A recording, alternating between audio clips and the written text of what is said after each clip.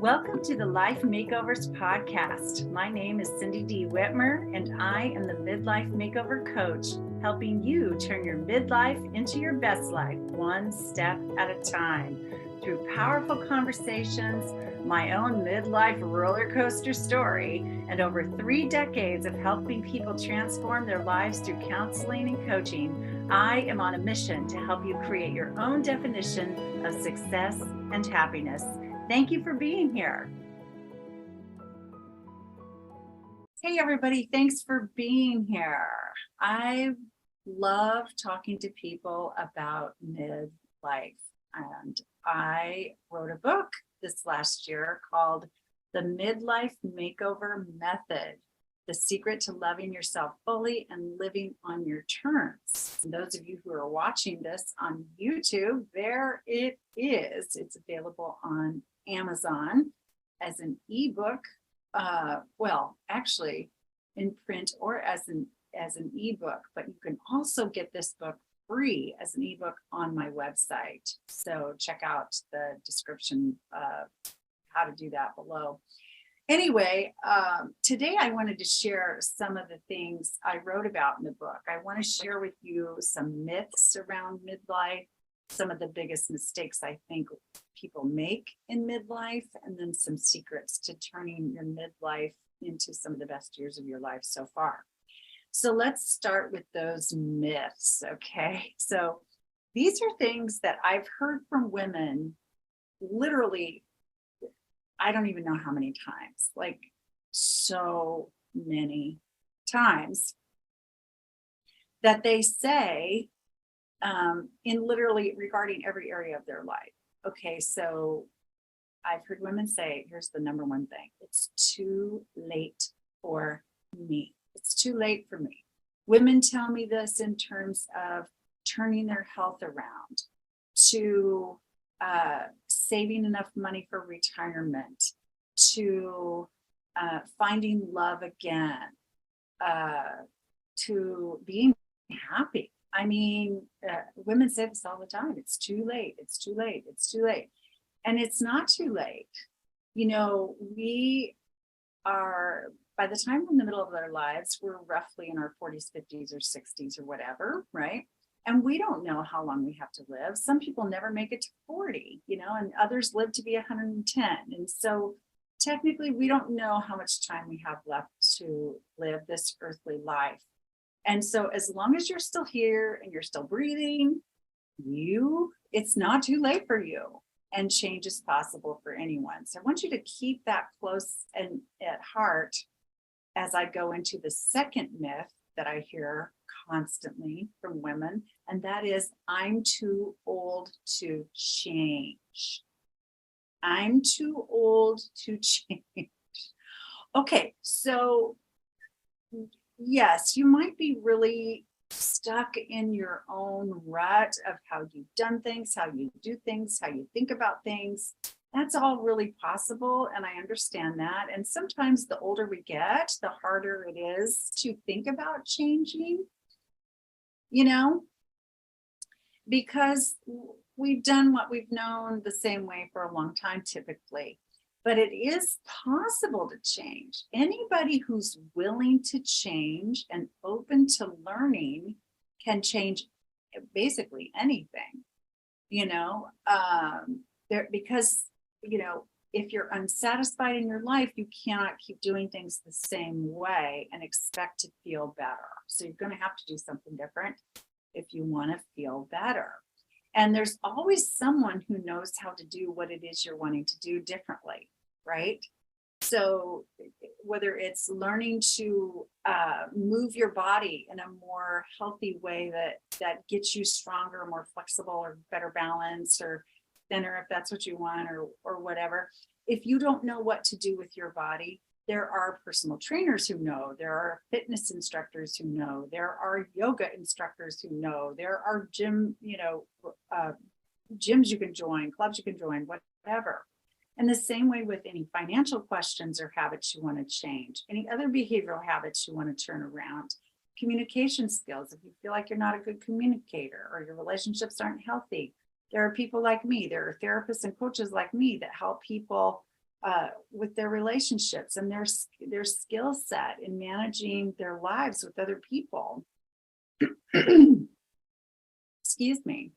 And so whatever it is you want to change, if you want to change, your house, how it's decorated, how it's organized or not organized, there's people out there that can help you learn how to do that. Plus, let's face it, we have Google, and we can learn a lot of things just from a good, solid internet search, looking for experts who specialize in these different areas. So the only reason you could not change, whatever age you are, whatever excuse me, stage you're in, is your own attitude, your refusal to do it, and the belief in this myth that isn't true. Third and final myth I'm going to share right now. It's someone else's fault. Okay. It's so easy for us all to play the blame game. It's so easy. I've done it before.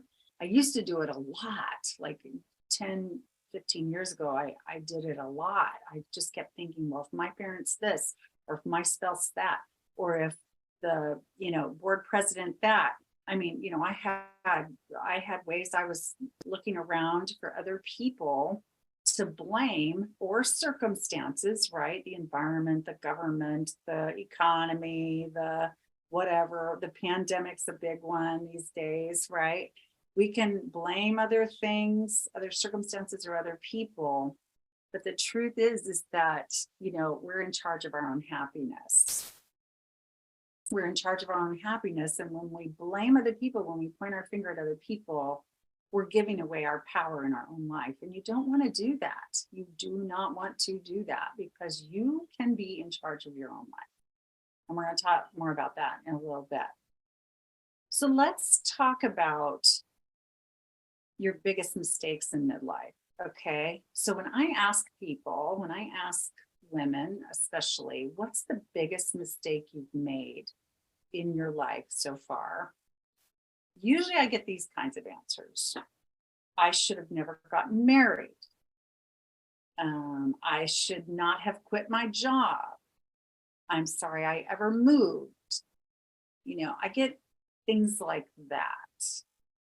But here's what I'm talking about. I know those are tangible things that many of you have experienced. I've experienced some of those things too in my life, those circumstances, but I'm not talking about the circumstances. I'm talking about our own behavior and the mistakes that we've made that have led to our dissatisfaction in midlife. See if you can relate to any of these.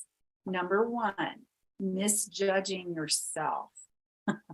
I know you can all relate to that one, right? Self-criticism, being hard on yourself, that negative talk in your head toward yourself, where you give yourself no grace at all, or anything, or forgiveness. That's one of the biggest mistakes I hear people in midlife doing. Number two, blaming and complaining. Just talked about blaming a minute ago. Complaining is another one. Where, sure, other people are at fault sometimes. I mean, they are responsible for their behavior just as much as we're responsible for our own. So you could create a good argument for blaming other people, but again, it's just focusing on the wrong things, because you don't have any control over other people. You only have control over yourself. Same with the complaining. Like, it's a waste of energy, because sure, you have a right to complain about things that upset you, or things that you think are wrong with the world, or how someone wronged you in your personal life. I get it. I mean, there's a temptation to complain. But the thing is that when we are complaining, we are using energy towards something we cannot change. We cannot change other people. We cannot change, circumstances that are outside of our control. So instead of wasting your energy on complaining about this, I want you to turn your energy toward you and go, what can I do around this? Or how can I change my mind around this so I feel better? So put your power where you have it, where you have the most influence, and that's with yourself. Okay. Number three, another big mistake, living your life entirely in service to other people. Now, don't get me wrong. Of course, I love to serve people I love as well, and organizations I'm proud to be a part of, and, things that align with my mission in life and all that. Sure, giving's a wonderful thing. I would never say to anyone, don't give, don't serve, because I know the wonderful benefits to ourselves and others when we do that. However, many people, especially women, especially in midlife, have been very others focused for so long, they don't even know who they are anymore, except those roles of serving. So you're all, you've worked really hard to raise the kids, perhaps, or maybe you're running a nonprofit organization, or maybe you're helping out at the church or the school or another community organization, or maybe you're a terrific spouse who really pampers and attends to her husband, wife, partner, whomever. But the thing is that when we get off balance by serving everyone else, we forget who we are, what our needs are. We don't even ask ourselves what we want. And then eventually it catches up to us and we get physically sick or emotionally drained or whatever. And so the ripple effect is not good of that. So that's what I mean by it being a mistake when we are entirely others focused. Number 4, neglecting your health. Many of you are neglecting your health. Physical health, emotional health, your mental health, your spiritual health, your financial health, your relationship health, right? In what ways are you neglecting your health? Think about that for a second. It is one of the biggest mistakes people make in their life, and then they wonder why they're aging so fast. They wonder why they aren't sleeping properly. They wonder why they have high blood pressure. They wonder why they're stressed out and upset. Wonder why they have migraines. They wonder why they have, just check it out. Check it out. They wonder why they don't feel at peace. They wonder why they're living in tension at home with a tense situation. You gotta stop neglecting your health in all those areas of your life. Number 5, building your life from the outside in versus the inside out. Building your life from the outside in versus the inside out. Outside in means you focus more on building what's out there, the things. You've built the financial things, you've built the material things, you've earned more accolades, and there's nothing wrong with any of that. Again, I have stuff, I have a house, I have stuff in it, I have things, I've built tangible things as well. But here's the thing. At the same time, we want to be more so building our life from the inside out. So look within for what will bring joy to you, what will bring meaning to you, what will bring satisfaction to you, what will really make your life feel like you are living fully in every way. Is it the boat? Or is it your peace that you feel when you put your head on your pillow at night because you loved the people around you really well that day and honored yourself? Do you feel content with how you spend your time, typically, and how you spend your money, and what energy you give to the relationships you're diving into day after day after day? Really look at that. Those are inside out. The other thing about the inside is the relationship you have with yourself. You must build a healthy relationship with yourself on the inside. Do you love yourself? Do you respect yourself? Are you confident? Because when you are those things on the inside, then the outer things about your life will look and feel really good. Your relationships with other people will be more at peace. You will feel more financially secure. Your health numbers will be more aligned with what you want. You will love your environment. You will create a loving, wonderful environment for yourself. Okay, so those are some examples of building your life from the inside out versus outside in. Number 6, letting others have more power in your life than you do. Big mistake. Big mistake. I've made all of these mistakes, by the way, just so you know, over the years. I've made them all of them, I think, every one of them. And some of them many times over, right? So letting others have more power in their life than you. Okay, here's an example of that. When you need something and someone else needs something and they clash, do you always acquiesce to their needs? If you do, you are giving, that's an example of letting others have more power in your life.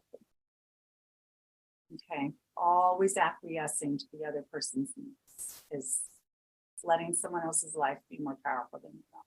When you worry about what other people think, and that is one of your guidelines in your life of the choices you make, the behaviors you choose, whatever, that's giving other people more power in your life than yourself. Other people's opinions, weighing more heavily than your own. When you need to make a decision, if you call everybody up, all the friends, all the family, anybody who's close to you, you get advice from every single person to make a decision. And maybe you have a different idea with your inner wisdom, your inner voice, whatever is saying one thing, but you're hearing feedback from others that you should go this way versus that way, and you choose their decision, their perspective on your decision. You're giving other people more power in your life. Those are examples. Number 7, refusing to let go. Oh boy, this is huge. Refusing to let go. Refusing to let go of things. Things you do not need, things you do not want, things that do not fit. Let them go. People. Toxic, chronically toxic, unhealthy relationships. Chronic, not, oh, we've had a bad week, better dump her. No, chronically toxic, unhealthy relationships. Let them go. Guilt, whatever you did, whatever you didn't do, whatever you said, whatever you didn't say, make amends if you need to, and then let it go. It's over. The past is over. It's so over. Even 2 seconds ago is now over, let alone 10 years ago, 3 months ago, or 3 marriages ago. Let it go. Guilt, let it go. Let go of ideas that no longer serve you, belief systems that no longer serve you. Do you still believe the things that you were taught growing up? If so, fine, as long as you're healthy and happy in them. But if you're hanging on to a set of beliefs or ideas that came from other people, comes from the culture, comes from whatever, your religion, your political leanings, anything at all, if it really doesn't feel good anymore, it doesn't fit who you are now, let it go.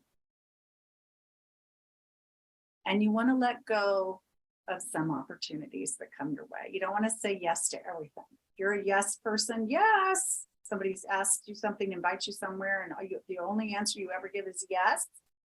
You might want to learn to let go of opportunities. You don't have to do everything. You don't have to show up at everything. You don't have to be everything. It's really okay to be choosy, and then it's actually much healthier. Okay, last big mistake we're going to talk about today is thinking improperly. Thinking improperly. And what I mean by this is either, it can come in many forms, of course, many forms. But one of the ways it shows up is when you have negative self-talk. A lot of self-criticism. That's one of the ways. Another way is always seeing the dark side of things, right? The glass is always half empty. you're maybe you're an Eeyore in your life, Eeyore from the Winnie the Pooh cartoon or whatever. Eeyore always went around ho hum, like he was always having a bad day, no matter what. There could be sunshine and flowers, and Eeyore's down in the dumps, you know. And I don't mean dealing with a chemical depression or a seasonal depression, or that is a whole other thing. I'm talking about attitude in your mind where you choose to see the negative side of everything. You're a pessimist by nature. This is thinking improperly. Because the truth is that life is meant to be enjoyed. Life is a gift, and life is like a learning environment. So everything that comes our way is there to offer us something, to offer us learning, a lesson, hidden treasures we can't see right off the bat, gifts we do not know are a part of it. And so when you can believe that, even under the worst of circumstances, and you can have that slice of hope in your mind, like, oh, there's something good could come of this if I would just let it, then you're thinking on a track that's healthy and will promote your own joy in your life. When another way we think improperly is when someone, let's say someone is reactive around you, they yell at you, whether it's at work, at home, I don't care where it is, on the street, driving with rage on the highway, whatever, but you get some pretty reactive behavior that looks like it's being flung right in your direction, right at you. When we're thinking improperly, we're taking that personally. We're acting like that is about us when it's really about that other person. Whatever's going on with the other person, whether they're tired and stressed out, whether they don't feel good, whether they've had the worst news of their life today, whether they don't know how to manage their emotions, whatever it is, it says more about them than about you if they're being reactive around you. But we think improperly and go, oh, what did I do? What's wrong with me that he would say that? Okay, so get your thoughts in order in a way that's really, really healthy. Okay. All right, so I want to share just a couple of secrets to turning your midlife crisis into the best years of your life. Okay, just giving you all kinds of goodies that are in my book. In case you don't have it yet and you haven't read it yet. And these kinds of things are the kinds of things I teach in my group coaching programs and my private coaching programs. And you can find out more about those at cindydwhitmer.com, by the way. But anyway, the number one secret to turning your midlife crisis into the best years of your life is take full responsibility for your life. Yep, take full responsibility, full 100% responsibility for your life. This is really important because you are in charge of you and no one else is. No one. You. And so whatever you need, whatever you want, whatever's important to you, go get it. Make it happen. Create it. You can do it. Again, just like we talked about earlier, don't waste your time. Don't waste your money. Don't waste your effort. Don't waste your energy on trying to get other people to do for you what you could just go ahead and do for yourself. Okay? Now, I know what you're thinking right now, but we're in relationships and we have expectations.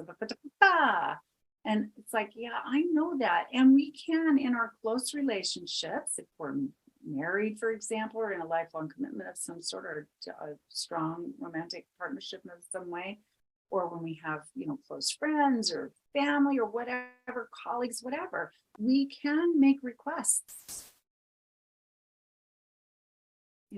Hey, I need you to listen to me when I have something to say, is a legitimate relationship request in any relationship.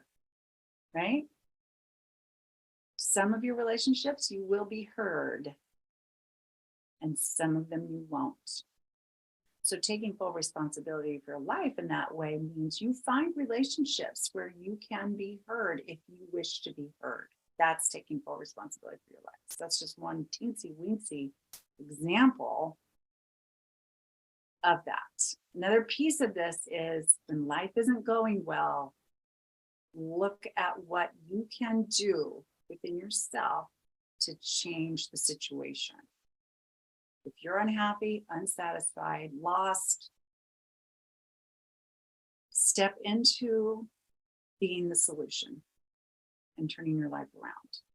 You can do this. This is your job. Okay. Second, secret number 2, you must know what you want, need, and desire to be able to get it. You've got to know what you want, need, and desire, and able to be in order to be able to get it. I want to speak articulately to you. Let's try that again, right? Let me take a drink.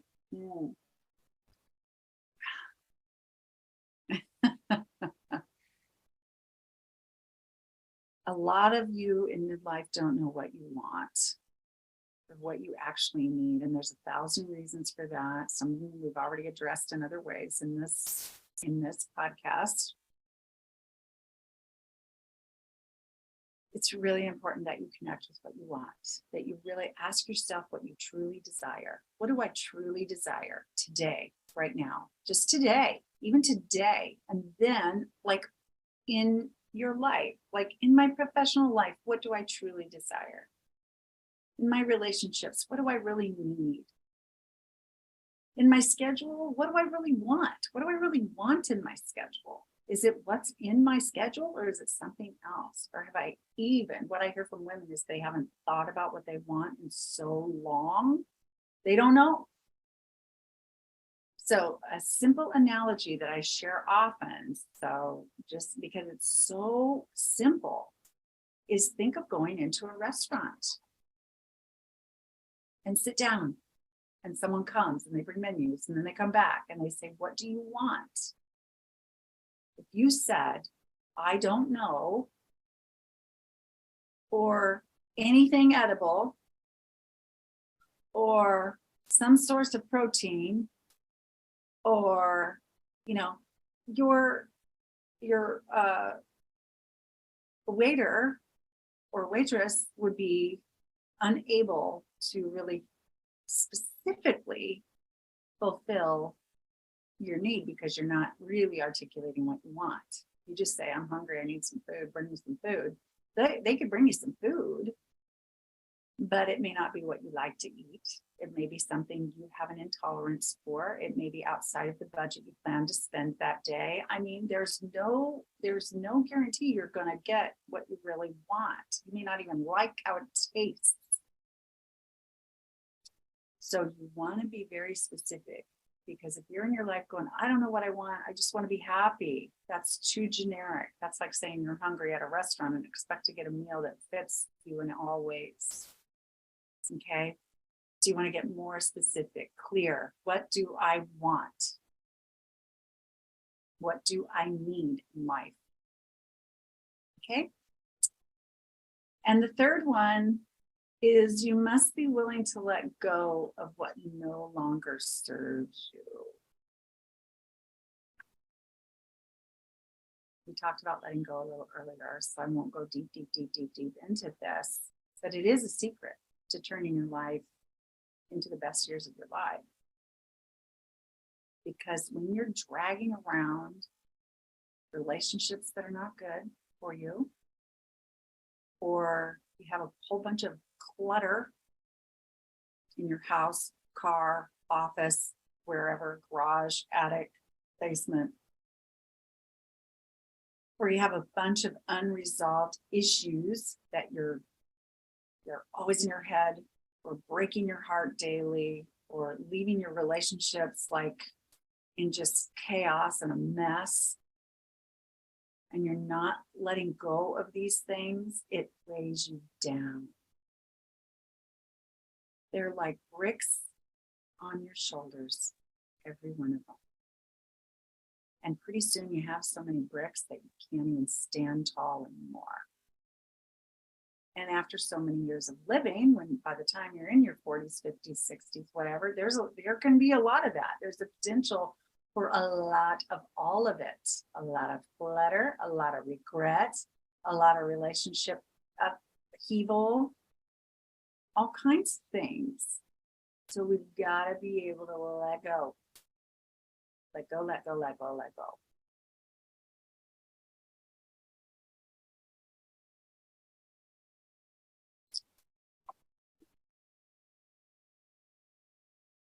The fourth one is the fourth secret to turning your life into the best years of your life now is to shift your mind from being your worst enemy to your best friend.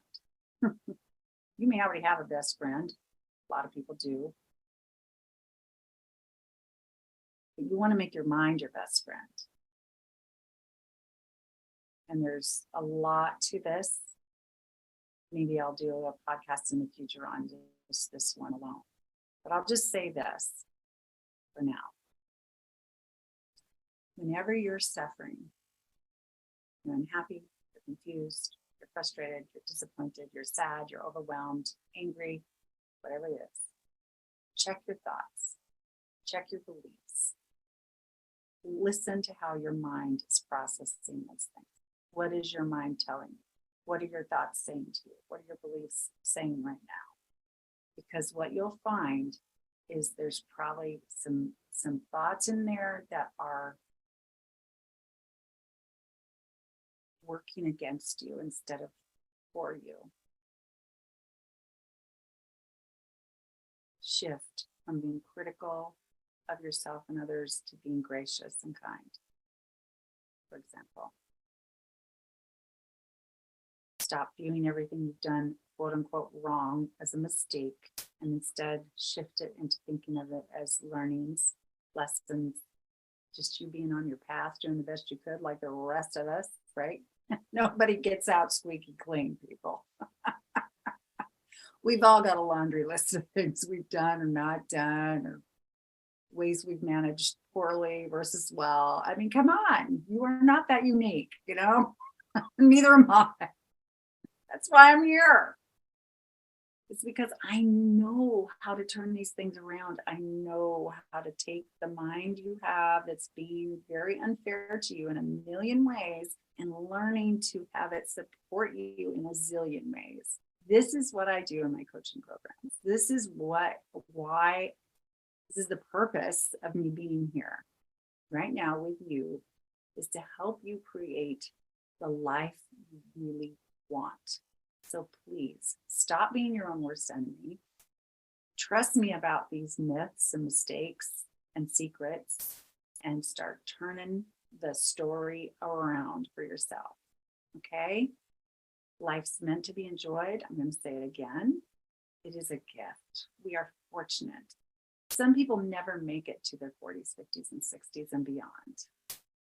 Never even get there. So we are fortunate to be here now and learning and aging and getting wiser and healthier as we go. This is what's possible for you. And I want you to have that. I want you to experience it. And that's why I'm here. And I appreciate you listening. And let me know what you think. Email me, Cindy@cindydwhitmer.com. Find me on Instagram at the Midlife Makeover Coach and DM me, whatever. It's great talking to you. Have a great day. Thank you so much for listening. How would you like to receive my #1 best-selling book, The Midlife Makeover Method? All you have to do is leave a review for this podcast, take a snapshot of it, and send it to Cindy@cindydwhitmer.com. We'll drop the email address in the details, and I will talk to you again soon. Thanks for listening. Bye-bye.